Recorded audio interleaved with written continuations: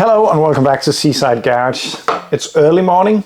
Everything good in life starts with a cup of coffee. And if you think that tea is the way to go, I think I know where you live, and I think you're driving the wrong side of the road. But this is a pretty normal morning at Seaside Garage. The weather is pretty nice. It's cold. It's late September now. The winter is coming, but it's beautiful weather anyway. I just want to make a video today about what a normal day in my life looks like, and it's going to be a little bit difficult because no days are the same. There is some markers in all my days that are the same: rust, issues, fuel, but the tasks are pretty much never the same. And today's no exception. There's a couple of things that I hope to do. There's a moped in the garage that I want to take to the storage facility, but it's currently not starting. I need to fix that. I need to do a test drive of a car. I need to do some troubleshooting on my Benz. That's just a lot of stuff, so let's get going. But before anything, I'm gonna drink my coffee, look at the seaside, and yeah, it's not the worst view down here from my coffee spot. It's pretty nice. Come inside. And here we have it, the garage. It's quite messy at the moment. And I'm not sure I'm gonna say it's a good reason, but there is a reason for it. All that over there is BX components, the interior and stuff, the fenders and so on. Oh, there's also some over there. I'm still working on the BX, and it's taking up a lot of space when you have to take the interiors out and so on. Over there is the A112 Abarth, and that plays an important part in my daily life in the garage, because I think I use at least 15 minutes every day just looking at this, like this. Just trying to grasp the amount of work needed. This is one of the examples of a project that will take a lot longer in planning than actually doing, even though it's gonna need a lot of work. I'm using way more time just thinking about how to do it and how to attack it and so on. I really love this car, but I need to be careful not to burn out on this project. So I'm only attacking it when I think it's fun. Therefore, it will take a while. The winter is coming. It's not gonna hit the road anytime soon. I was hoping to drive this car this summer. That wasn't happening. I drove it out of the storage facility in the early this year, realized how rusty it was, and it has been standing like this ever since, slowly getting fixed. But there will be 6 months before it will be realistic to drive this again because of the weather. So hopefully I will fix it before that. We'll see. But a day doesn't go by in the garage where I'm not just standing around looking at this. And I am looking forward to finishing it, because even though it's not taking up a lot of room, standing like this, it is still quite a high percentage of the garage that it's filling at the moment, and I cannot reach my shelving over there, for instance, so it would be nice. But the first thing I want to do is to take a look at this. This is a Moped Moped AV44, and it's a moped that I have owned for quite a long time. I actually sold it to a friend, then he moved to Sweden and I bought it back. It's pretty much always on tour when we go on moped trips. This is one of the loaners, so people without a moped can join the trips. Anyway, on the last trip, on the way home, I think a couple of kilometers from here, it ran out of fuel, or so we thought, because when we filled in some fuel, it still wouldn't start. So something is wrong with this moped, and I think it's going to be a pretty fun video. I never know if a video is going to be interesting, because if it turns out to just be a foul spark plug or something like that, the video will probably be pretty short. But I'm planning to make a video on this today, and the way I do that is pretty much just to say hello and welcome back to Seaside Garage. This is my Moped AV44. It's currently not running. I have no idea why. I would like to start it, because then I can drive it to my storage facility and park it up next to all the other mopeds. And that's the plan for this video, at least. And then the video will just go on from there. The video will probably come out in a couple of days from now. So this wonderful little machine stopped working on the last moped trip a friend of mine were riding it. Luckily it broke down, I think, a couple of kilometers from the garage, so we could just pull it back home. So the first thing I want to try is to see if it will fire up. I think I need to add some more fuel actually, because it is dripping slightly. So it's quite a while back. I think it's 2 months ago that I just parked it in the corner and thought I'm just gonna fix that tomorrow. But yeah, tomorrow is apparently today, and let's try to fix this moped and get it to fire up. I don't have any fuel. And this leads me to the next thing I'm going to do today in the garage. I have no fuel for this. So I'm gonna jump out into one of the cars and drive to the local store. I was planning on taking the Benz, but there is a cabriolet in front of that without number plates, so it's gonna be the Visa GTI.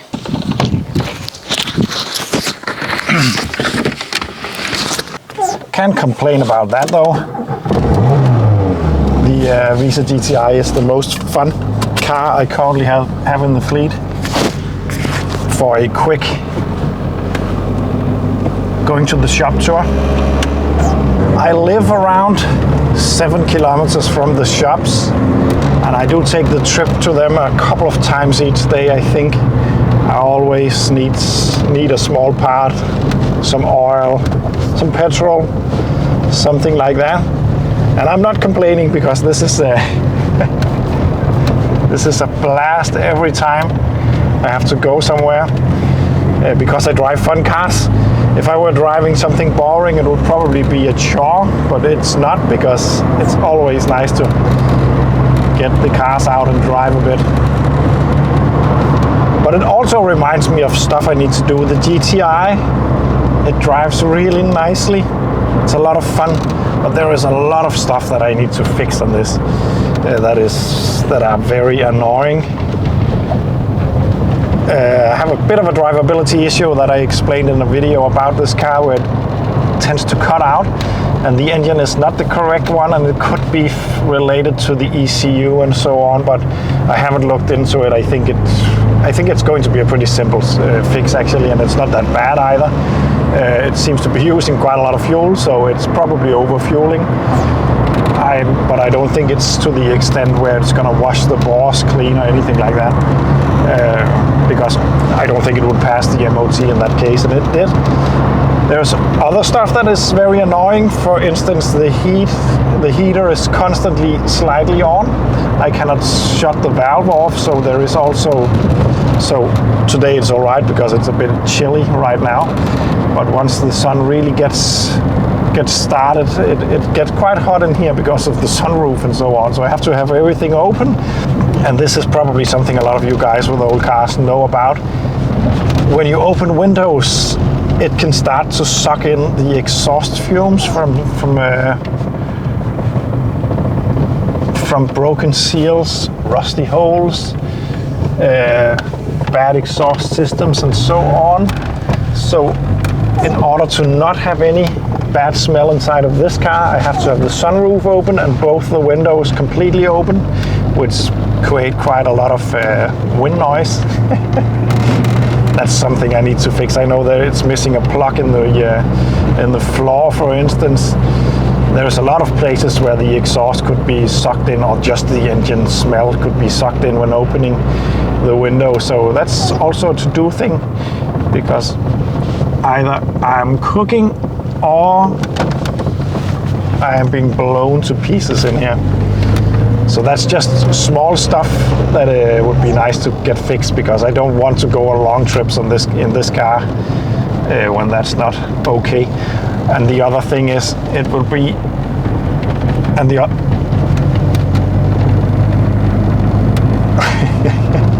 that's another good example of my days in the garage. It's sounding horrible when I turn to the left. It's dunk, dunk, dunk, dunk, dunk, dunk. It could sound like a bad drive shaft maybe, or loose wheel, but I doubt that's the case. I think it's drive shaft related.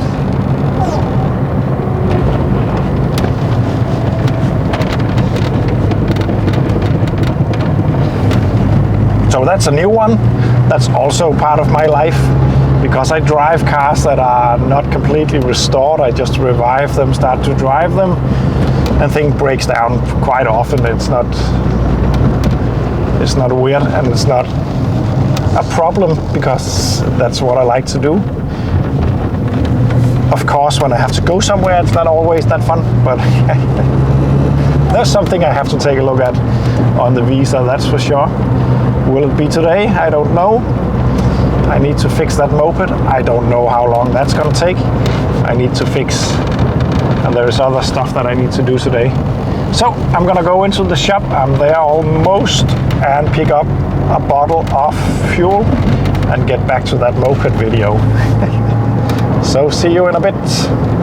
Filling fuel into this moped is a bit of a nightmare because of where the saddle sits. Okay, it's not a very bad nightmare, by the way, but it's just a bit difficult to get fuel in there without spilling.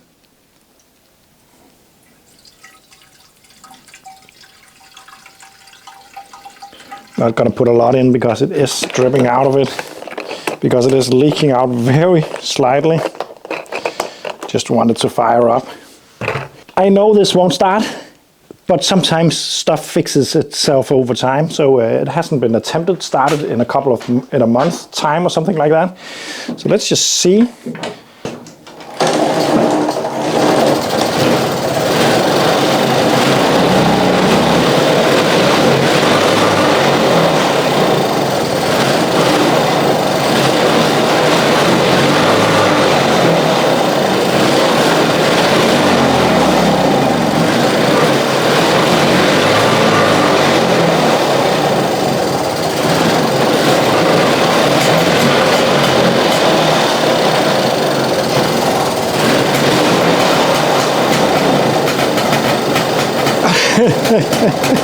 You're not supposed to do this.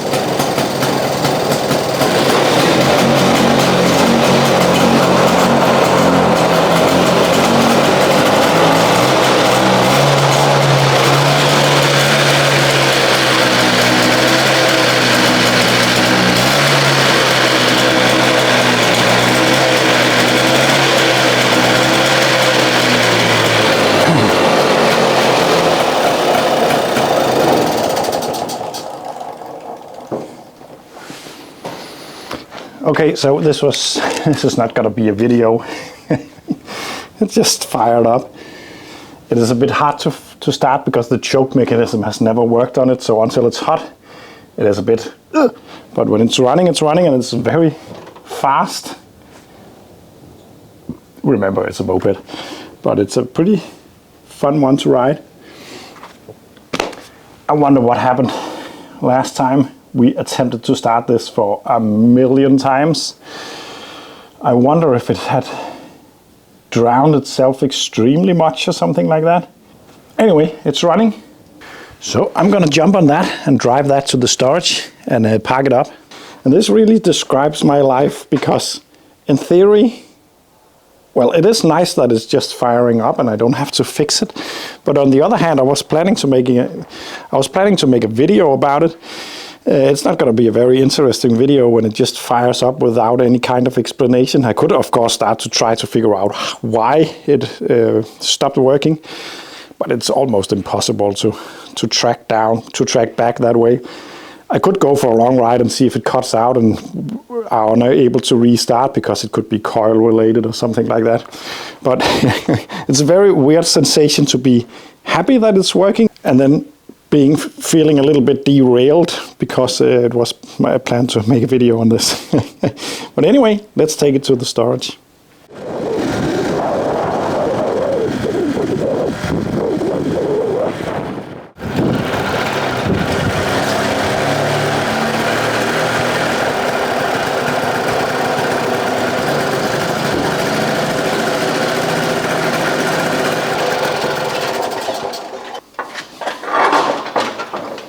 And I absolutely love going to the storage, but it's the same case as the A112 Abarth, that I will lose some time because I will start to dream.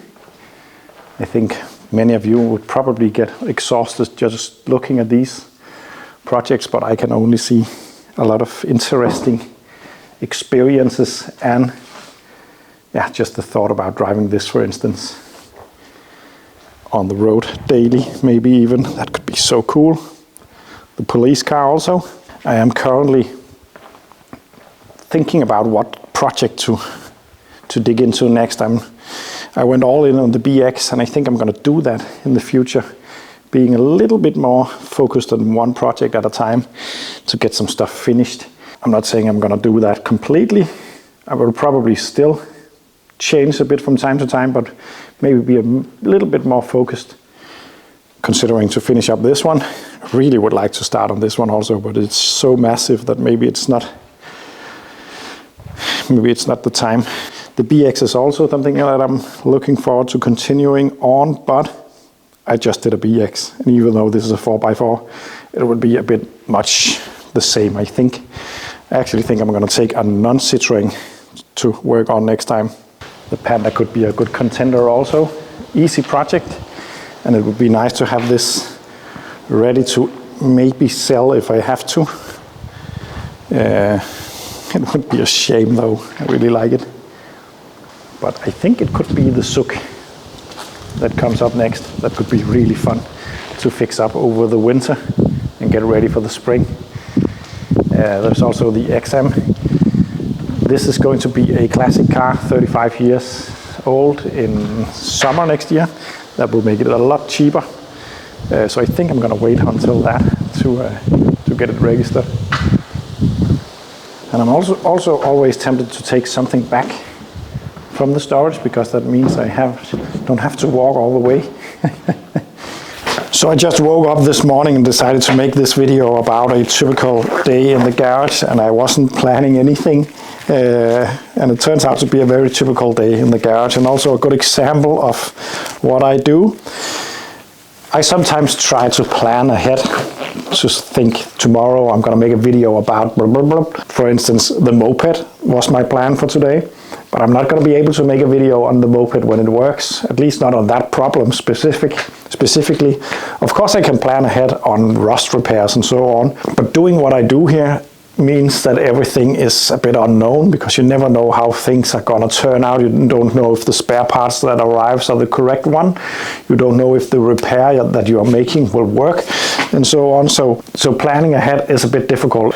But the next thing I want to do is something quite interesting, because I have a balancing machine from the 60s. It's the only video I ever made with 1 million views. Don't ask me why, it's a very weird thing, but I'm going to use that today, and I actually have a purpose for it today. Not only to save some money from not having to go to the balancing shop, but I actually ordered a set of wheels and tires for a customer car. Got them mounted and balanced, but when I arrived to the shop to pick them up, they told me they couldn't do the job. They had put the tires on and so on. But it's a Peugeot 306 Cabriolet. It doesn't have a center hole in the rim, and some machines cannot balance tires without having that hole, because they use the hole for mounting it. My machine should be able to do this as long as my adapter plate fits the wheel pattern. I hope I have one that fits that, and then I'm going to try to balance them myself using my machine. It will be way more time consuming, and the result may vary a little bit, but he was okay with that. So I'm going to get the machine up, mounted to my lift to avoid it rocking too much, and try to balance those tires.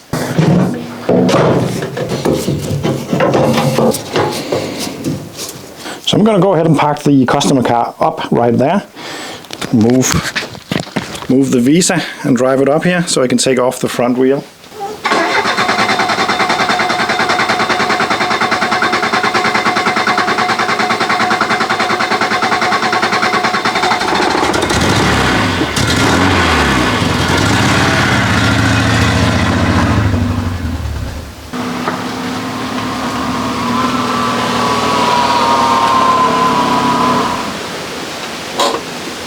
And then I'm going to remove one wheel at a time and try to balance it on the machine.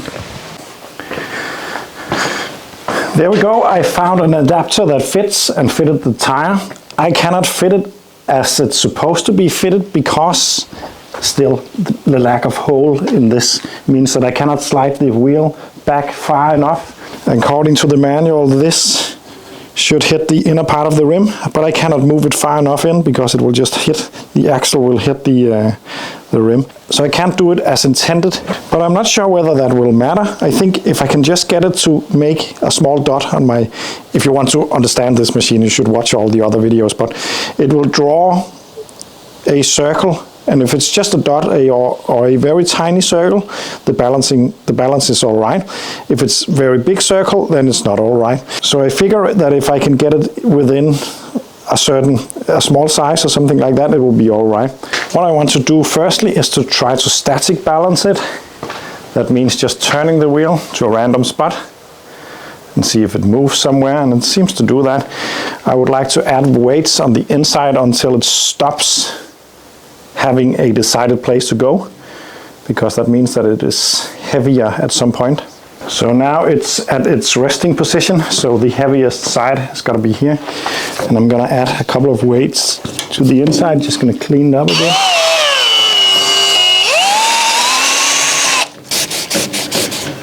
I'm going to try to put a 5 gram weight on the inside of the rim, right here. And then redo the test, turn the wheel to a random spot and see if it stays there. It does not. It's going to return to the same position. I'm going to add one more just next to it, like this.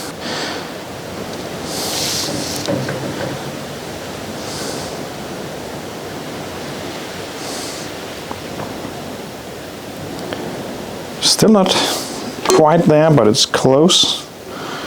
I'm going to add one more.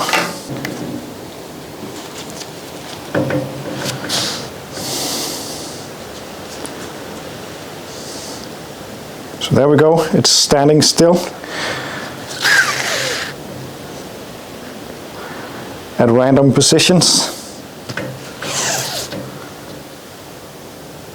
So the static balance should be all right. I've added 5 grams.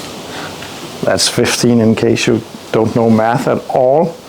That makes it static, and that makes it statically in balance. So now I'm going to do the dynamic balancing. And this is how the machine manual states to do this. I know some might disagree, but now it's static in balance. I'm going to do the dynamic balancing, and if I'm going to add a lot of weights to get that correct, it will no longer be in static balance, and that's just the way it is. But I'm going to spin it and apply and engage this pencil once it's spinning, and then I can see if it's in or out of balance. I'm going to spin it both ways. I'm going to start with number 1. I'm going to start with this way, getting it up to speed.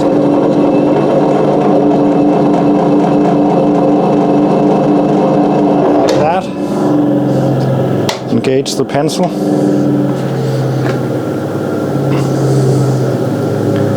These are high quality tires, by the way, so I don't expect the rubbers to be very much out of balance. When you buy cheap tires, you can get quite big imbalances from factory, but I don't expect this to be bad. But so far so good, it's not looking bad. But the imbalance seems to suddenly arrive at certain speed, and you probably know the feeling of shaking steering wheel at 60 but nothing at 70, for instance. It's frequencies that they show themselves.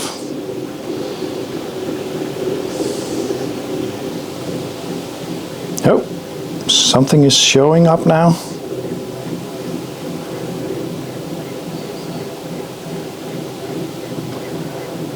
Quite low speed, but it's definitely wobbling.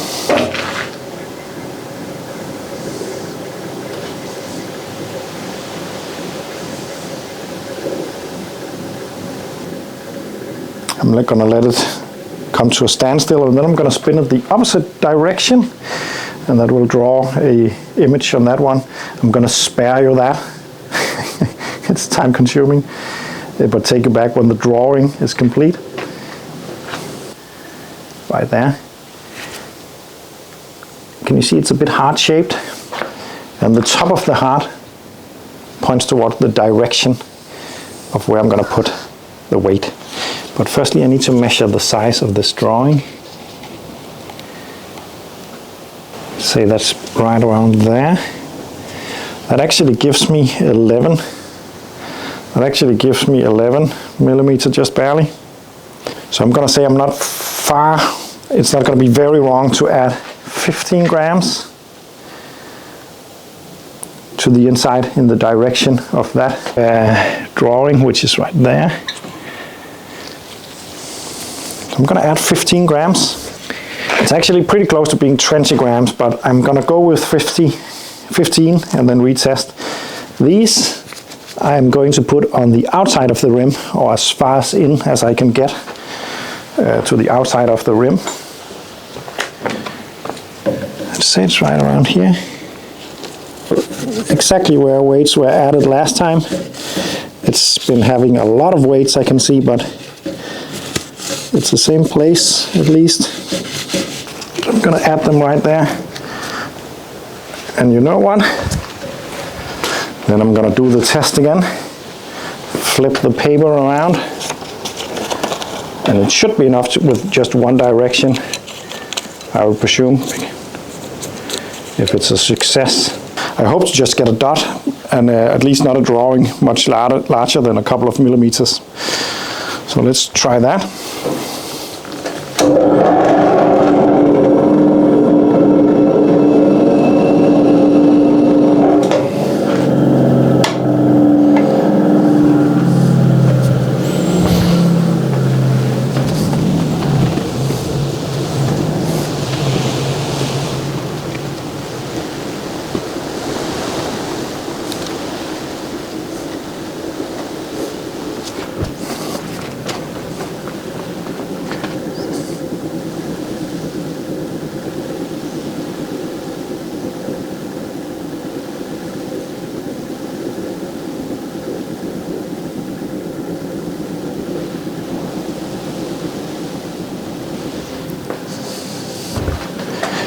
If I were to charge him by the hour, this would be a very, very good deal for me, because it just takes time and I have nothing else to do than just stand around watching, drinking coffee and having a good time. I think in a way this is the biggest difference between new and old machine. The old machine is using time a lot more than the new machine, but I think the result in the end will be pretty much the same. The only electricity this needs is for the engine to spin the tire. You could find other ways to do that, by the way, so it's pretty brilliant, but it takes some time. And it's coming to a standstill, and take a look at this. I know I'm not using the machine right because I didn't move it all the way in, because I couldn't, but I figure that if it's not showing any imbalance, there is none. So, and take a look at this. It's just a dot.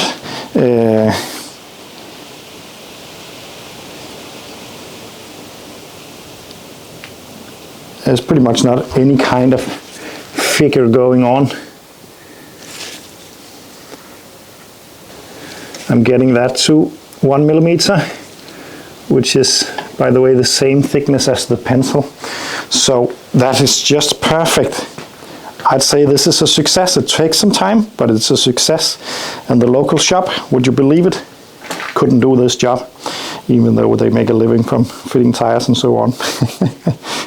So yeah, but it's very rarely an issue. Most tires got a hole in the middle, but the Peugeot for some reason doesn't. Makes the rim look really cool without it though, but it's annoying when you have to do the balancing, and it will also be annoying when you have to undo a hub nut free, because you cannot leave the car on the ground without that hole. But this is a great success. I'm going to do this to the rest of them and fit the tires back on. I'm going to spare you that because it is time consuming. So all 4 wheels are balanced and they should be good. I better test if it wobbles around or shakes or anything, just to be sure before I hand it back to the owner. So I'm going to do that, and I think, unfortunately, that it will be impossible to do in this weather. Nice sunny weather, a bit windy, but anyway, I don't think it's possible to do without doing this.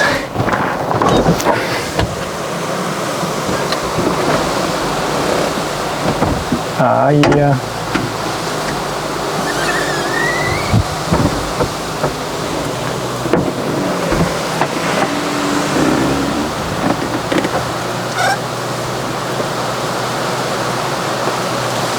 Nice.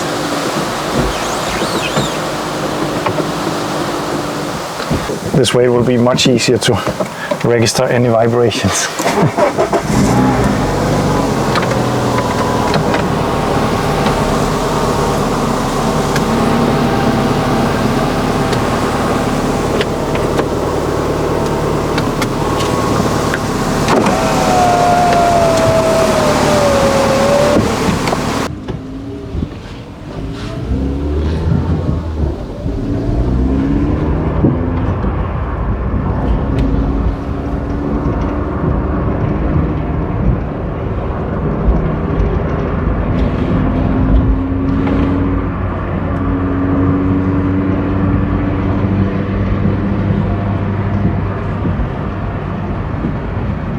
Feels pretty good, up to 60 at least.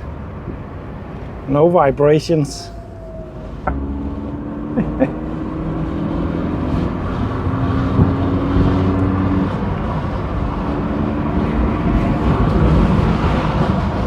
Gotta say, I'm not the big cabriolet guy because it's, in a funny way, I don't really like being noticed in the out in the open. I like to just be myself and go about unnoticed, which is a bit weird considering what I drive. It's impossible to go unnoticed in the stuff that I drive around in. But this is a bit too much, at least. You're really visible in a car like this. But it is, on a day like today where the weather is nice and the sky is blue and so on, it's pretty nice. It feels pretty nice to drive, that's for sure. And the engine feels nice. I've changed the cam belt on this. I've done a lot of servicing to this engine actually, and a lot of work to the hood, latch mechanism and stuff, and lots of small stuff. Getting some temperature into the engine now. I'd like to just stretch those legs a little bit on the engine after the oil change in the cam belt and so on. I think it got 135 horsepower, so I'm not expecting a slow car, at least not for the time. So let's just try to give it a little burst of engine. Woo! Yeah, not bad.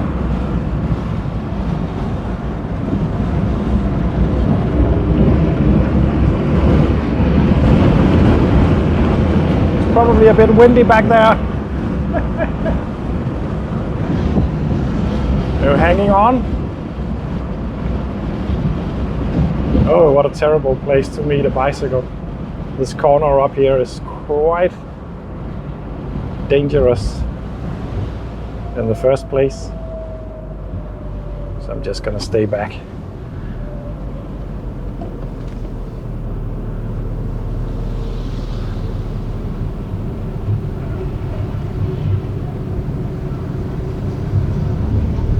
Quite tight corner around the house. Just gonna try to get some speed on to see.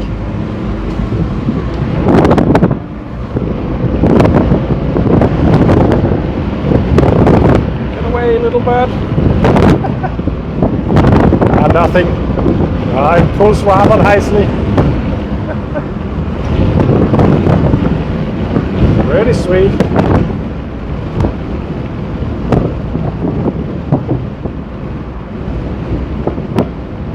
I like.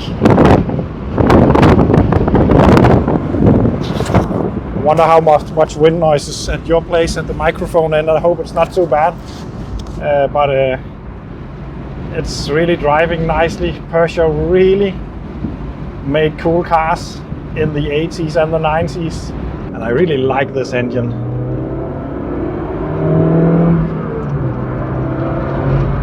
Bit of a nightmare to change the cam belt on. Well, not a nightmare, but it's a lot more complicated than what I'm used to.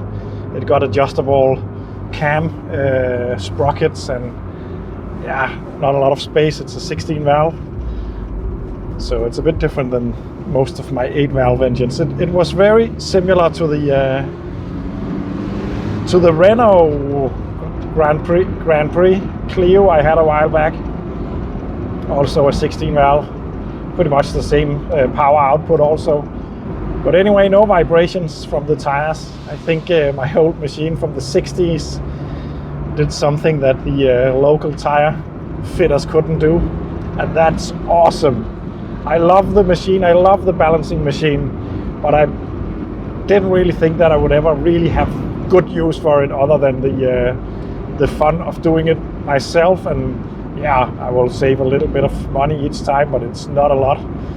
But this time it worked out perfectly. Of course there's other shops in the town, but normally they don't like it when you come with a tire on a rim that is fitted by another place, and then suddenly once their service for the balancing, or at least it most likely will be quite expensive. It's not uncommon to be around 1,000 kroners, which is around 120 euros just for the balancing. So it's a lot of money. Anyway, I better get back home.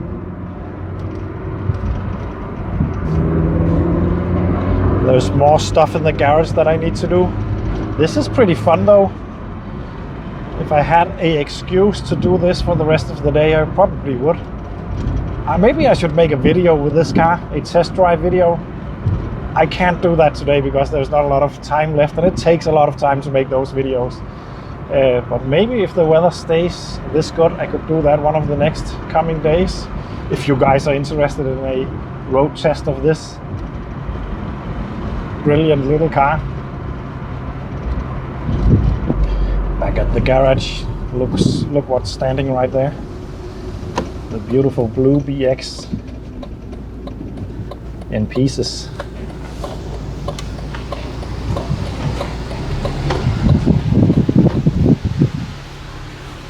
So with that done, there's one more thing that I want to take a look at.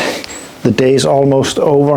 I had to do some other stuff, non-car related, so balancing the tires has not taken all day. But there's something wrong with my Benz that I would like to take a look at. Oh, I'm actually just gonna go in like this because I might need to have the engine running, and the exhaust extractor is at the other side. Is this good? Yeah, it looks good. I don't know if you can see it, but the rear ride height is quite high. I have not found the correct specifications, but I think it's a lot higher than it's supposed to. This car got SLS system, self-leveling suspension. Self-leveling suspension. That means that it will ride at the same ride height all the time, even though you fill it with people and luggage and all that, it will just rise up. The rear suspension is pretty much Citroen-like. There is accumulator spheres back there, and there's hydraulic stuff that senses the ride height and all that. Not on the front, just on the rear. But I think this is stuck on high. I think it's supposed to be around 34 centimeters from the wheel hub to the wheel arch. I'm at 39, but I'm not sure it's the correct way to measure at 34. It would be down here. So it will sit like this. It seems rather high in the rear when you compare it to pictures online, at least. So I think something is wrong. By the way, I called it the same as a Citroen. It's not, because it got springs and some hydraulic rams that lifts it and lower it, and that is also shock absorbing because it's connected with the accumulator spheres, but it got springs in the rears also. This is way too high, I'm sure of it. I'm gonna lift it up.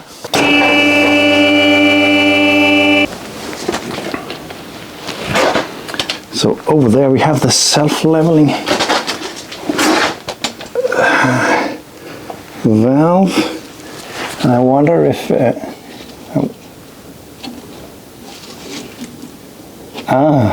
it's not connected to the it's missing the rod in between, and it has so for a while, it looks like.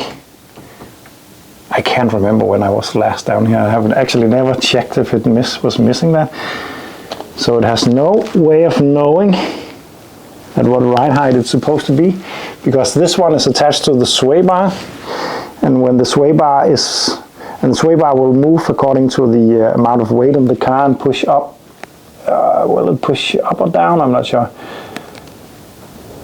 It will push up, I think, when there's weight on. This valve is supposed to be right here at normal settings.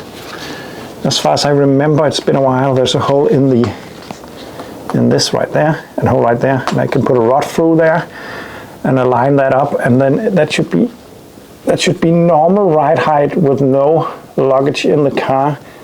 But it's supposed to be up here, so what I'm gonna do is to just put something in there to keep it there and see if it changes the ride height when I put it back on the floor.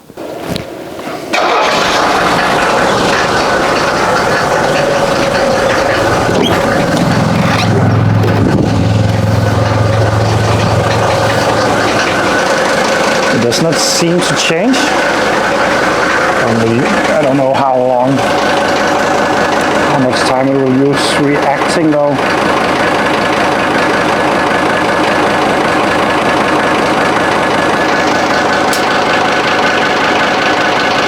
So it seems totally unresponsive, so I'm gonna go ahead and go in and move it by hand.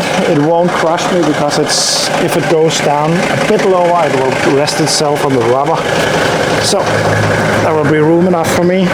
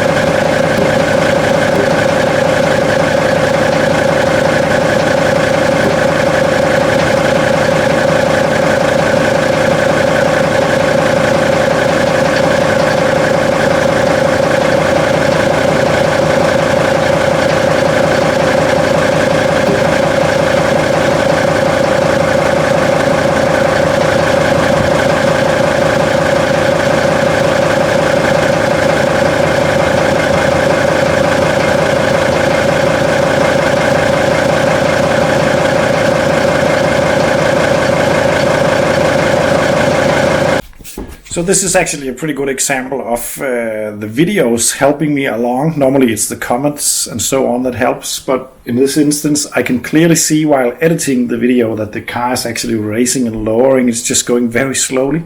So I think the SLS system and the valve is working just fine. It just needs time to settle and it needs to be attached correctly. Yes, there's stuff all over the place because my child is running around playing with me while I'm doing this. And I'm not going to go any further today. But this is a pretty common day in my life in Seaside Garage. A lot of interesting issues and challenges. And this is another one for another day. Thank you for watching. Don't forget you can support me. There's a Patreon link down below. And see you in the next one.